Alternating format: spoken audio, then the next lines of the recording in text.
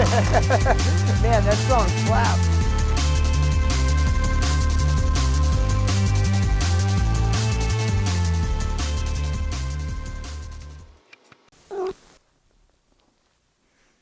Hey everybody, Garrett Claridge here. Today we're going to be messing around with a Boss Phantom 8-inch subwoofer. But before we do that, let's check a look at this enclosure here. Now I've seen plenty of honest attempts at building a speaker box, but this is probably the best I've ever seen for just doing everything wrong. Now, there's a lot to take in here, so yeah. I think the first thing to mention, it is made out of old signs, like old construction signs. You can see the old orange marking paint that I'm getting all over my hands. It's like chalky marking paint that's made to write on the ground with. So I kind of feel like my old high school shop teacher here, but yeah, there is lots of different things going on here. Like they use screws, air nails, staples. Yeah, these weird, maybe they were in the board before, but oh my gosh. There is just way too much going on here, and there doesn't seem to be any attempt at all at actually sealing it. So the front and the sides are made out of these construction signs, which are actually 7-ply birch plywood, like absolutely the most expensive plywood you can buy. And then the front part here, you can see they added a little block of solid wood, and then a piece of like rough cut barn board almost. Look at the back here. Like, oh man. Definitely missed the mark on that one a little bit. Check out the air leakage here. You can see it. Insane. Now over at the front you can see this awesome port.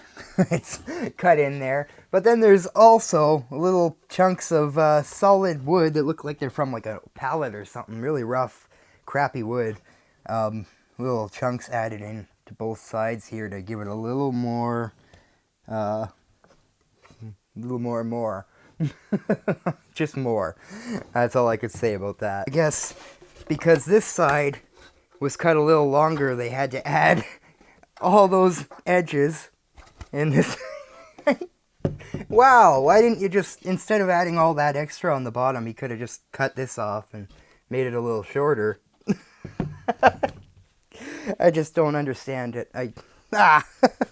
Whew, that was stressful. What's great about all this to me is I actually had my high school shop teacher totally pick apart a speaker box that I made before, just like this, but I don't think I did it this badly. I hope I didn't. Would you believe I'm able to keep going at this box thing? Okay, here. Staples. Air nails sticking out all over this thing. I've already cut myself on it a few times. I hate it. Ooh. Ooh. Ooh.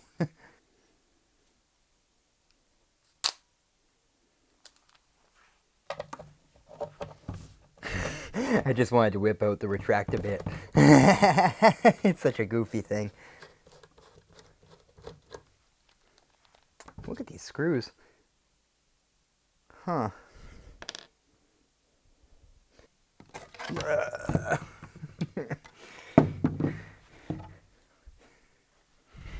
Alright, let's take a closer look at our subwoofer driver here. The wiring that was on there is actually falling off. It was so poorly soldered on there. Let's just get rid of that. Oh. Okay. So we have an 8-inch Boss Phantom. And we have 1,000 watts written on the front here. This is dual voice coil, so we have two 500 watt coils in here with a 4 ohm impedance. You see 1,000 watts max power written on the side. They're really not shy about writing the big numbers on these things, aren't they?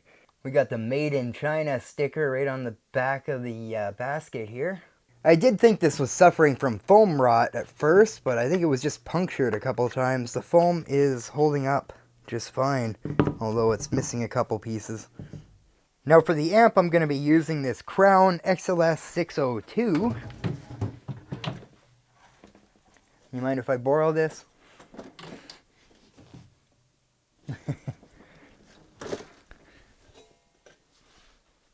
Here's the crossover network I'm going to be using. This thing works really good. I'm not sure about the brand. I've never seen the brand before, but it's definitely old school car audio, probably from the 90s or maybe even earlier. Works like a charm though. Just gonna start things off here with a little speaker driver to test the equipment out.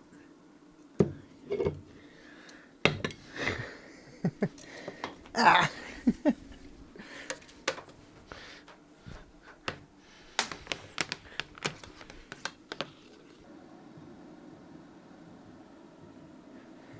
Check this out, we got the GoPro going.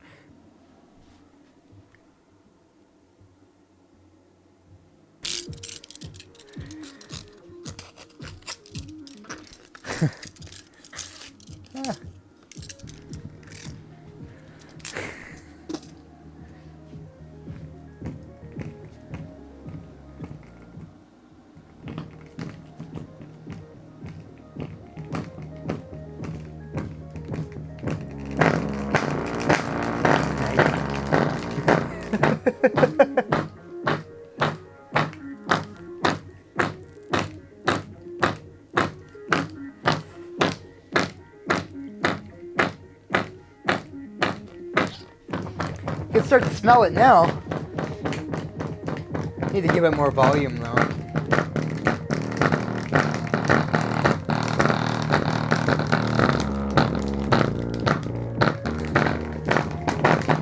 Wow.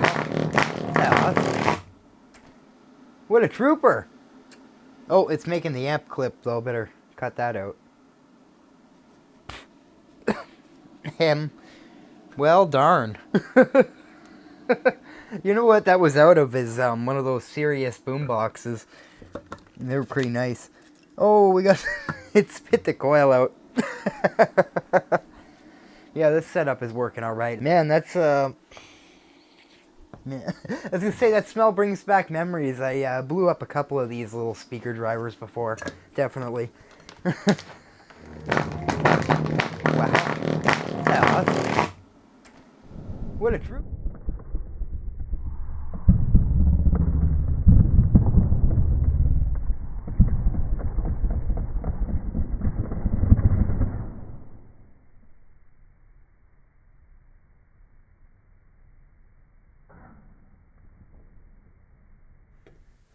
You can see it spit out its coil there. Oh man.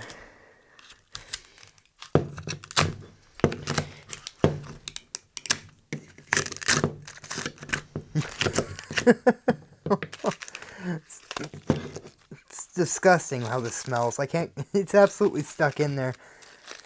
Crazy. Smoked her real good. You finally woke up. This soldering iron takes forever to heat up. I don't recommend it. So we have one channel per coil here. Let's see what this thing can do. Put it the right way around at least for you.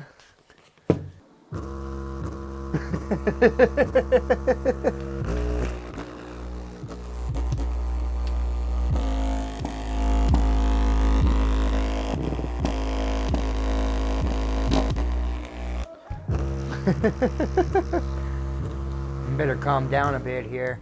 So now that we know the thing works at least, let's see what we're working with for the voice coil in here. Hopefully I didn't ruin anything. I don't know. It's a lot smaller than the cap is covering. Hit a cymbal. Ooh, a 1-inch voice coil. I am such a good artist. I think this marker's done though.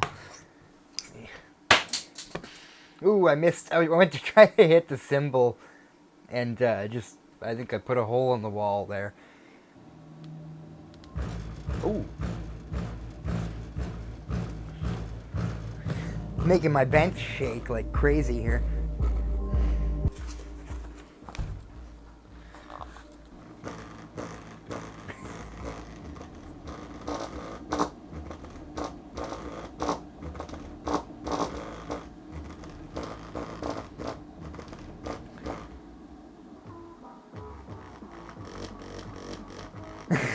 I love how you don't hear any of the... Oh.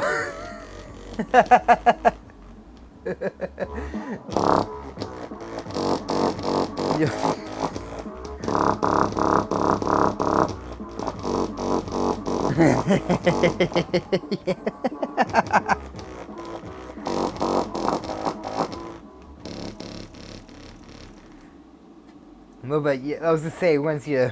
I have the crossover set pretty high there. Hopefully I don't get copyright strike, whatever. When you turn the crossover to just the low pass, it's hilarious because this thing's flapping away and there's no sound really, because it needs the cabinet, right? And obviously the cabinet that it came with wouldn't have done anything beyond this anyway. But, oh man, just funny though. Like, I bring it right up to 275 hertz, you still hardly hear it.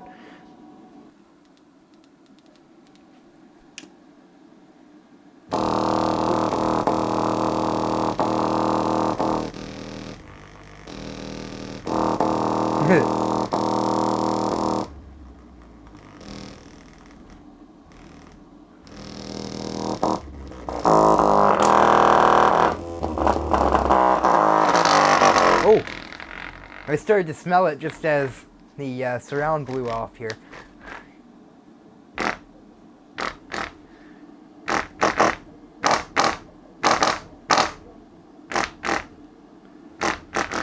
Damn.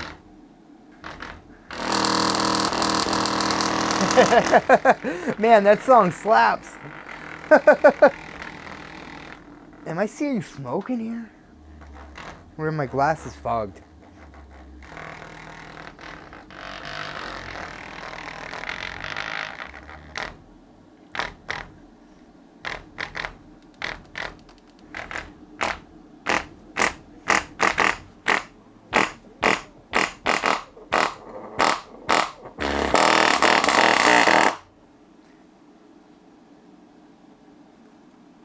Ooh!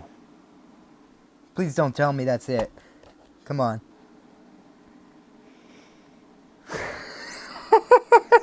That got friggin' loud, man. Oh, really?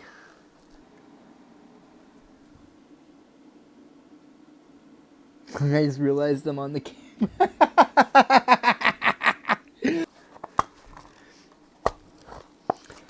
We got power going through this, but I think the coil did its thing. This is the AC power tester, and the coil is definitely getting some AC voltage.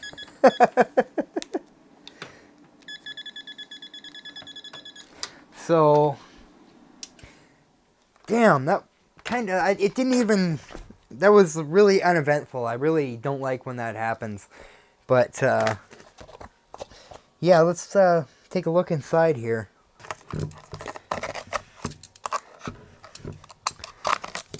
Some actually, still pretty tough rubber on there.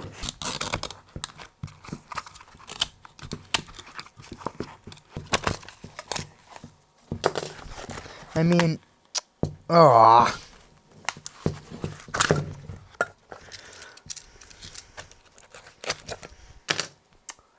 See, that's not cool. You know, that's really too bad, but it happens sometimes.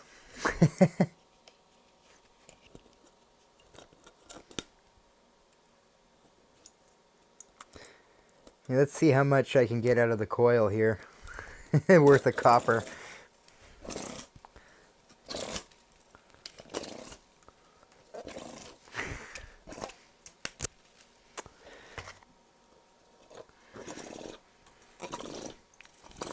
Oh! Oh, did I cut myself? Oh, shit. I didn't even think of that. I'm not wearing my gloves. Oh, please. Ah! Very thin, sharp copper wire. It was the end of the coil, and it just totally stopped pulling. Should probably do it with tools anyway.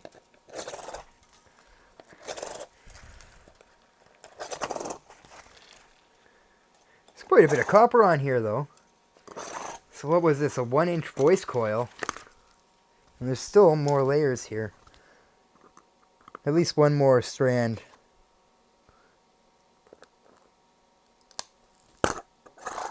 Yeah, one more. Come on. just keeps going.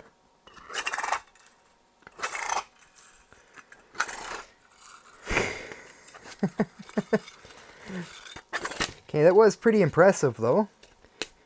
Here we go. That actually made like a thud when I dropped it. Copper ball. So I have a digital scale here. Let's see how much this coil weighs.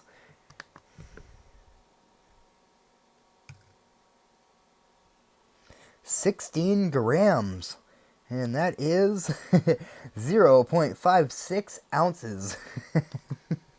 Not too bad for a 1-inch coil, really. Try this trick one more time. The magnet's actually held on by 6 screws in here that are glued as well. I just want to see how hard it is to undo the screw.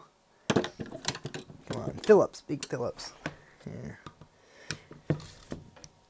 Oh, you can just undo it. It's like hot glue they used.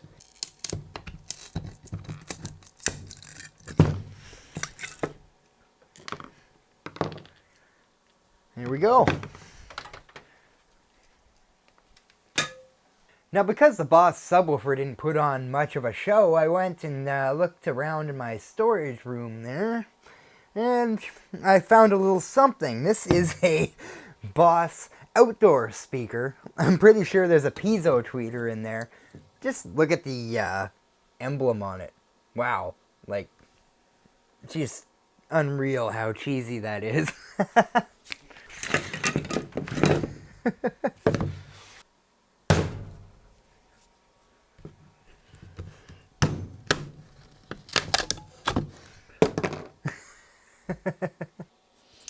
Man, I wonder if this is even real. Must be a piezo tweeter. Long screws.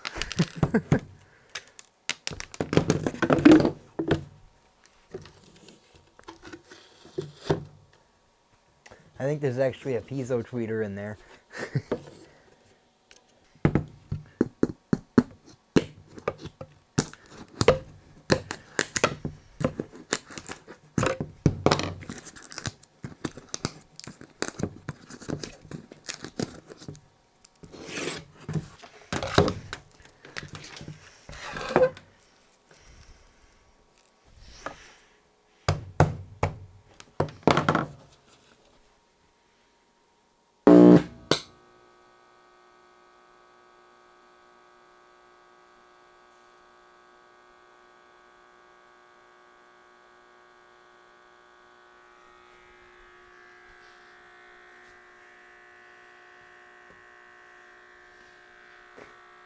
How long do you think that piezo is gonna last?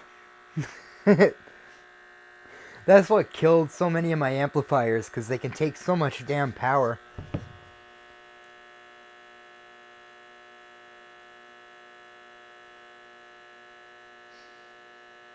Like, that's 120 volts AC going into that little piezo disc.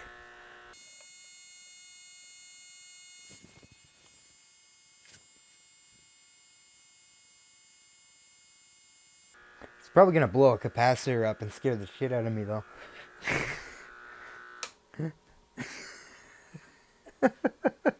I mean, how long can we wait for it to blow up in my face here?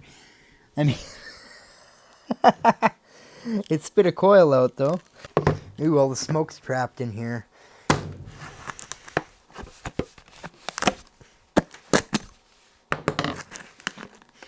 Oh, it doesn't smell very good.